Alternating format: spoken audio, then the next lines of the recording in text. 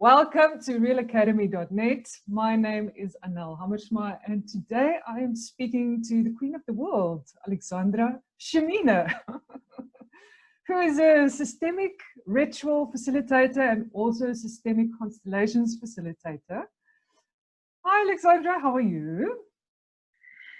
Hi, I am well, thank you. I'm a bit shocked by the Queen of the World because I thought it was a joke, but I don't mind. Let it be that. Yes, I think so. I think you must just be honest about these things. Just put it out there.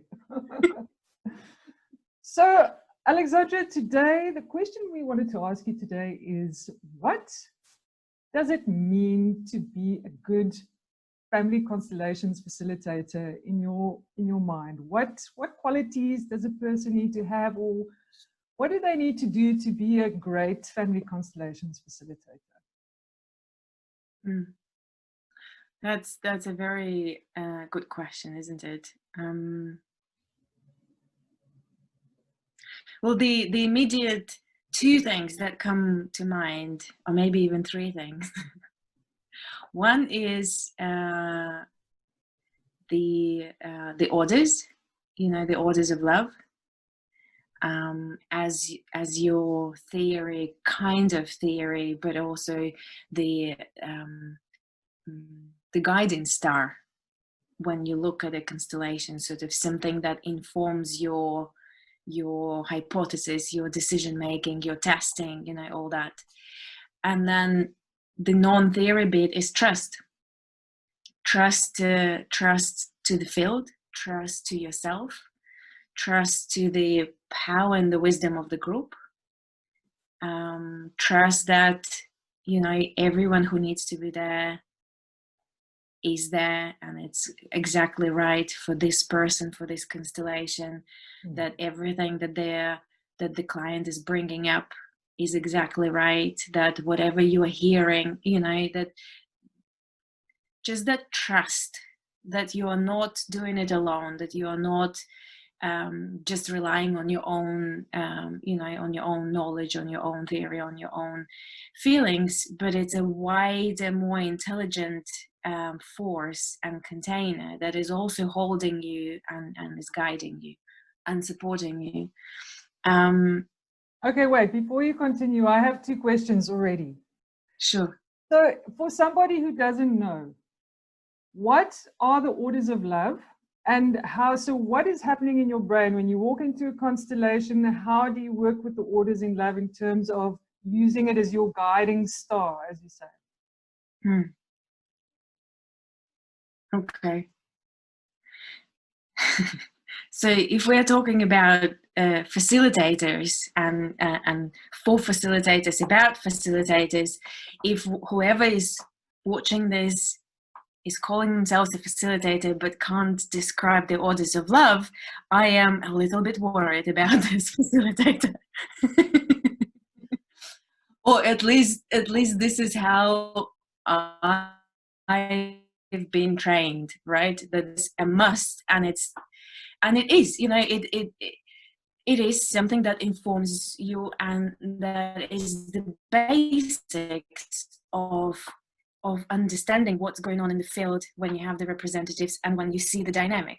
So in short, the orders of love are the orders of time, place, and exchange, right? And there are slightly different ways depending on who is explaining them. So some people explain them as 7 orders, some people explain them as 4 orders, some people explain them as 3 orders.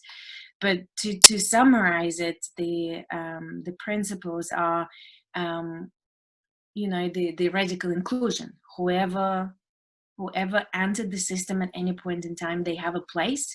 So you are looking for exclusions, who is excluded, right? Then the order of time, those who came before and those who came after, those who are the big ones and those who are the small ones, the little ones. And then the order of exchange, the giving and the receiving, the balance or imbalance, the debts that are being created. So this is kind of a very quick summary of the orders. And I mean, the whole basis, foundation of systemic lens is based on those orders. So there is way, way, way much more that can be said about it, and that's the whole, you know, it's a whole several teaching modules on the orders. And what was the second question? Well, the second question would be, you said the other thing is trust. Yes. And that we need to have trust as facilitators. How? I know you quite well, and I know that that's one of the things I've always admired about you, is you, when I've seen you constellate, you have an absolutely die-hard belief in the rightness of the situation, and you are a great example of that trust. Where does that sense of trust come from within yourself?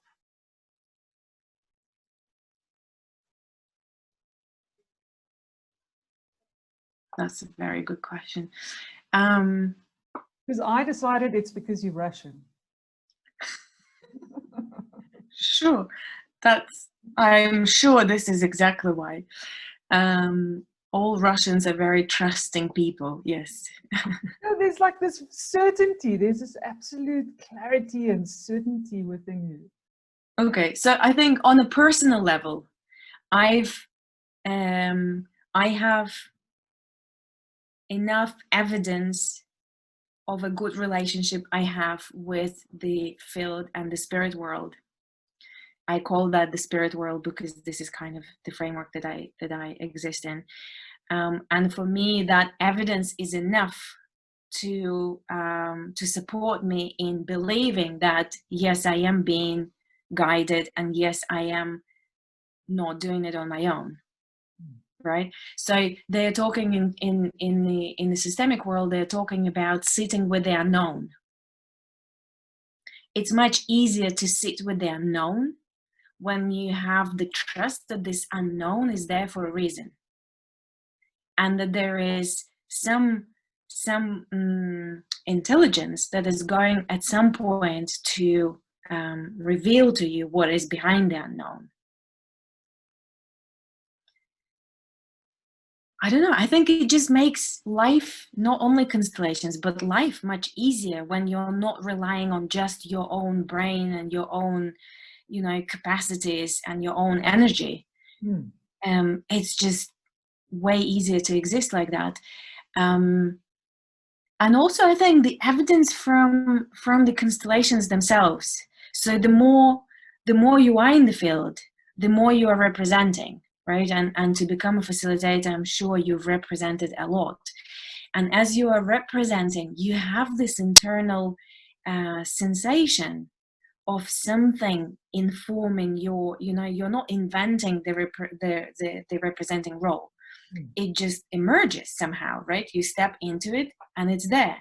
You know, the intense emotions that come, all of that kind of gives you and knowing and understanding that there is something else that is active around you, that is unfolding. So when you're facilitating, it's absolutely the same thing. You are interacting, you have a different role in the field, but you are interacting with that same something bigger. So I guess it's, you know, the evidence that you see as you're representing, that is, you know, the confirmations from the clients that your representing role is exactly, you know, is true. You know, you behave, you talk, you look exactly like that person that you're representing. That's your evidence that it works. But it's not you who is doing that, right? So in the facilitator role, it's the same. It's not you who's doing it. It's something else that is holding you in it somehow. I think that's how trust is developed. Yeah. It's not something that you are just, you know, you don't just step into the field with that trust out of nowhere. It's being kind of developed, grown, built, whatever you want to say. No, I'm with you. What's the Thank you.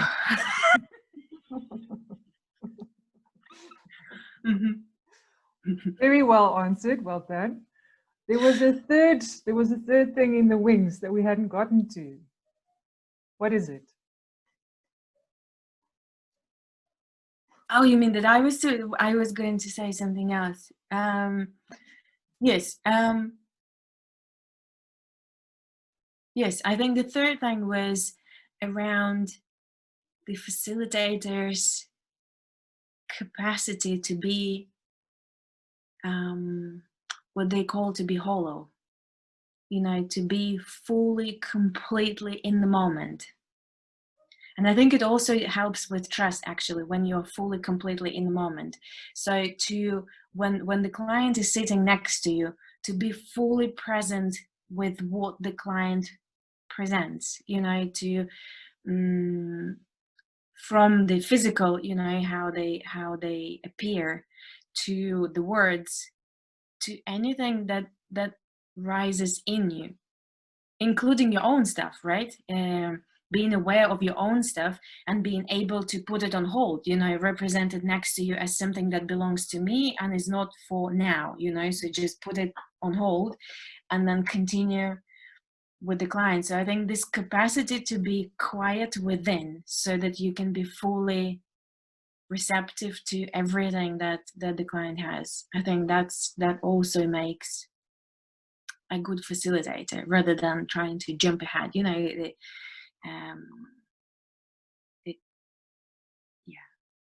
And how does Aleksandra become quiet within?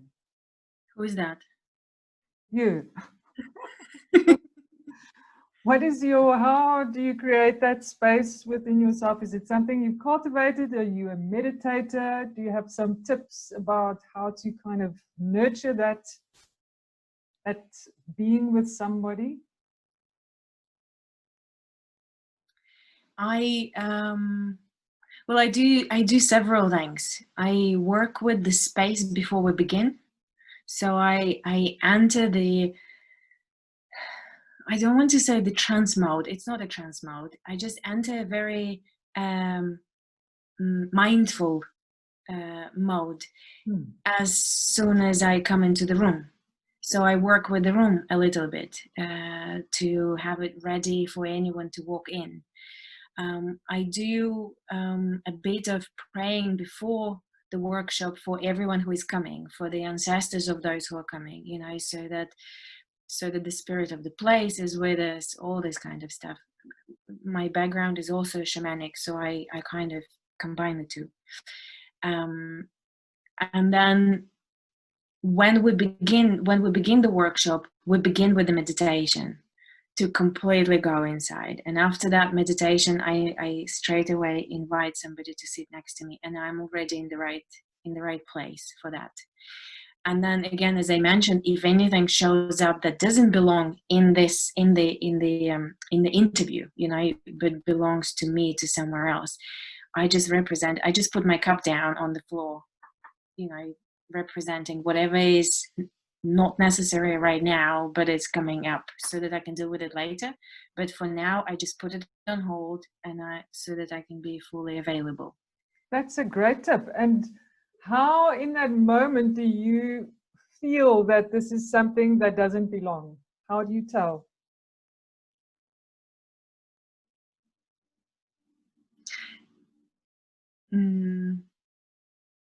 I think by noticing that my thoughts are somewhere else,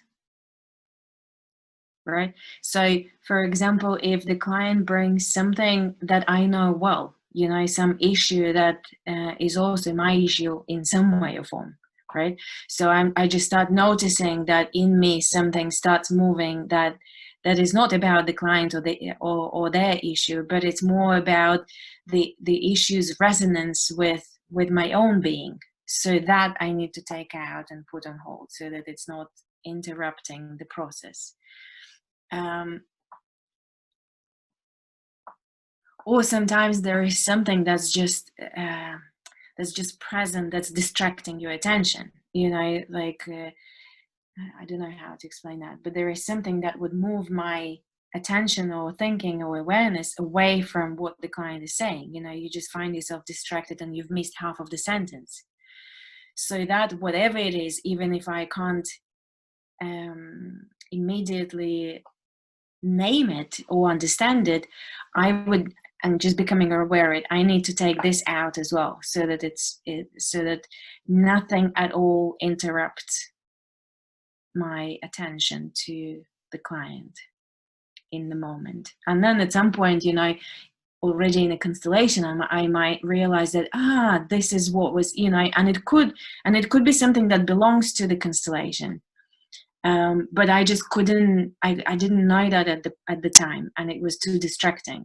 But in the constellation already, in the process, you think, okay, and then you can bring that in as a representative, for example, or to test it or something like that.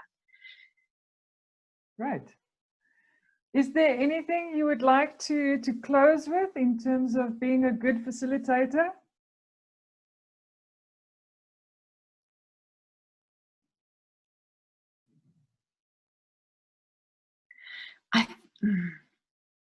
I think a lot of what I'm hearing now, because I'm doing this, I'm holding this peer group, right, during the lockdown that we do weekly for the facilitators, and it just happens that a lot of those facilitators are the beginners facilitators, and what I'm hearing a lot is around what stops them, or what blocks them from starting to facilitate more. And often it's around the fear of being seen and comparing themselves to somebody else. So I think, well, the fear of being seen, you just have to, you just have to trust it, right? Or start very, very small. So have your groups at 3-4 people, and maybe friends, people so that you get used to sitting in that place. Yeah. And the not comparing yourself. There is nobody else who would do constellations like you do them. And and before you get all the experience in running them, you wouldn't know what is your way. And so it's just pointless to compare. And there are incredible people who are out there that we know of, and there are so many incredible facilitators out there that we don't know of. Yeah. So it's just a very weakening exercise to compare yourself to others. Absolutely. I think these are two things that also kind of just drop those two and step into it. Right. And be a good one, be a safe one. So I think, being safe one is that presence with the client. You don't go quicker or further than the client is able to go, so that it's safe for them. Beautiful. Yeah. One of the just slow down. And one of the things that has really stuck with me in my training is just that thing when it starts, when you're unsure or when something happens, just slow it right down and just wait. Yeah. Breathe. Yes, exactly. Breathe and breathe and breathe, and always check in with the client, because if they are not taking it in anymore, there is no point going any further. So just stay there, stay there, stay there. Yeah, and in your head you might have had already the whole constellation, but again, that's the sitting with the unknown, because it's just your head. You don't actually know how it will unfold in the field. Yeah. Thank you so much, Aleksandra, for your time. It's been lovely hanging out with you, and I hope we see you again soon at realacademy.net. Yes, you will. I have the workshop coming up on the 20th of July. Fantastic. Yeah. We'll see you there. See you there.